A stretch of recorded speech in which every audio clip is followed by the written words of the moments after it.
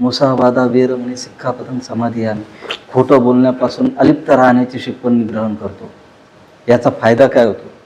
जुन्या काळामध्ये जाऊ आपण, आपल्या घरामध्ये एखादी म्हातारी किंवा एखादा साधू वगैरे संत आपण ऐकून होतो की अरे त्याच्याकडे गेलो ना, त्याने जर म्हटलं डोक्यावर हात ठेवला ना तर 100% ते आपल्याला प्राप्त होतं. आजही मान्यता आहे ग्रामीण भागामध्ये. असं का होतं? एखादे भिक्खू जे आहेत, त्या भिक्खूंना आपण बघतो आणि ते एकदम तपस्वी तेजस्वी वाटतात, आणि त्यांच्या जवळ जरी बसलं तर आपल्याला एकदम शांतीची अनुभूती होते. एखादा व्यक्ती आहे, तो बोलतो आणि त्याचं बोलणं आपल्याला ऐकावंसं वाटतं. असं का होतं? त्याचं कारण काय माहिती आहे का? त्याचं एकच कारण आहे की त्याचं वाणीचं शील मजबूत आहे. तो कधी खोटं बोलला नाही, तो कधी टोचून बोलला नाही, तो कधी कटू बोलला नाही, त्याने कधी निंदा केली नाही.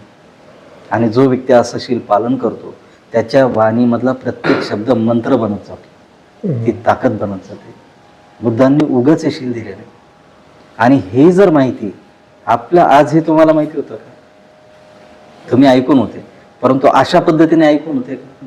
हे तुम्ही पण फर्स्ट टाइम ऐकलं, मी पण जेव्हा ऐकलं फर्स्ट टाइम ऐकलं. पण असेच 5 शील जर आज आपण जेवढ्या लोकांनी ऐकले, इथं जर 100 लोक बसलेले आहेत आणि त्यांनी असे 5 शील जर ऐकलेत, निश्चित त्या 100 लोकांपैकी कमीत कमी 10 लोक तर तयार होतील की नाही, इथून पुढे मी 5 शीलांचं पालन करेल. बरोबर? आणि ते परिवर्तन आणण्यासाठी आपल्याला हे सातत्य ठेवून शिबिर ऑर्गनाईज करावं लागेल.